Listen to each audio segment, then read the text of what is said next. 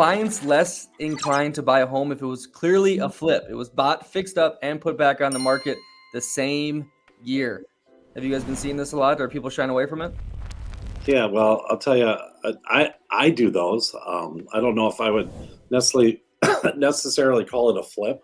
I think there's a negative connotation to that. It's just kind of like, hey, I put some lipstick on it, and now you got to buy all the problems underneath. So I think there's a little connotation, but if I see a flip and I'm showing it and I know that it's been redone, I'm going to dive into it a heck of a lot more, just to see kind of what's underneath, and that's an important thing. But there's renovations that turn around and sell as well, that maybe more focus on like where that house is versus it was just cheap and I can turn this one really quick and then someone buying it. So I think the more expensive the home is, I think it turns less from a flip to a renovation.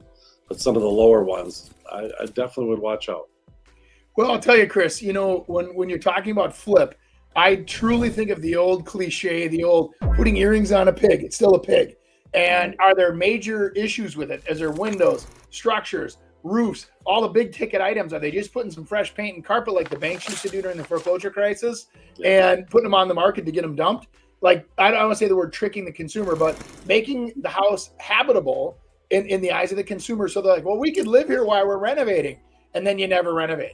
And so what I've always looked at is that there's a huge difference when it comes down to when you're a buyer and you're out there and you go to look at that house and there is a disclosure waiver versus a full disclosure. And I didn't ever live in the house. I don't have to do a disclosure.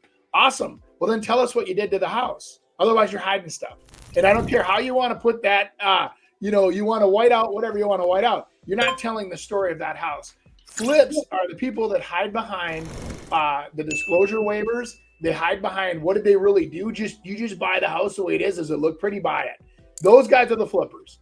And that is exactly buyer beware. People that go into a house and renovate it and tell you what they did to the house, the before and the after pictures, those are good investments. Those are where people are taking a property, getting a good deal on it, putting improvements into it, and trying to make a fair profit.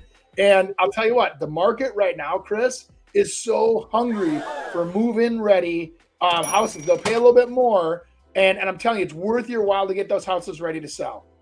Yeah, and the trick is, I think on those flips, I think what you're going to find is it might look all pretty, and pretty sells. I mean, pretty does sell, but I'll guarantee if you looked at a house that was dated but had newer furnace, the windows were in good shape, and the roof was good, versus one that's super pretty and got some cool little things inside, but the furnace is older, the windows are original, just painted, and the roof is 15 years old.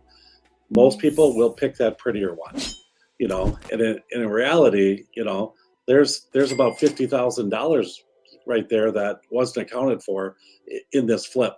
And it might be easier just to buy the dated one and pretty it up for a lot less money than what that is, and you'll have a lot better house. So yeah, but people can't see past it.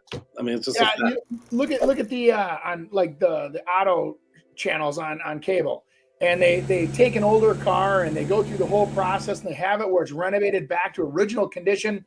What they don't tell you is that they took that car and invested between $200,000 and $400,000 into that car to make it original, and now it's perfect.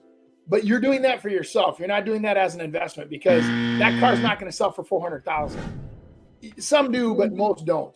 Most of those cars will turn around and be worth $100,000. And it's like, and you're like, well, what? Why would they do that? They're doing it for themselves to live there and enjoy that the way they wanted it, and that's what they wanted to be, connected to.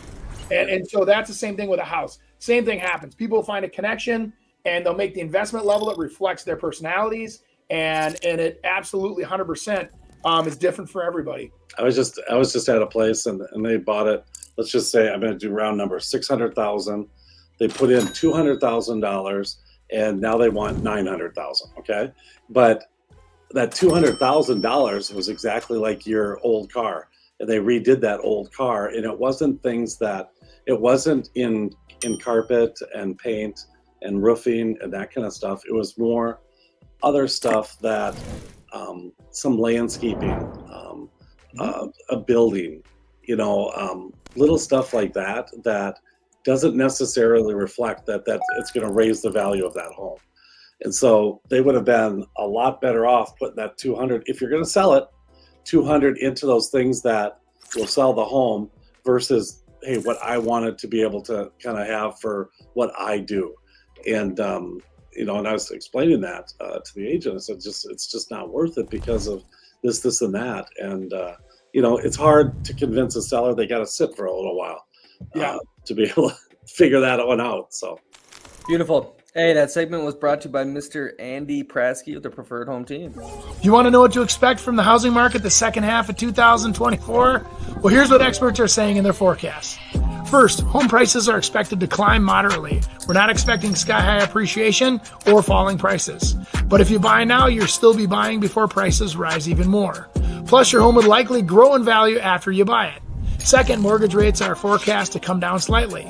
Even a small change can have a big impact on your mortgage payment on your next house. And third, home prices are projected to hold firm. So, if you have any questions or want to chat about what this means for you and your move, I'm Andy P., ready to help you on your real estate journey today.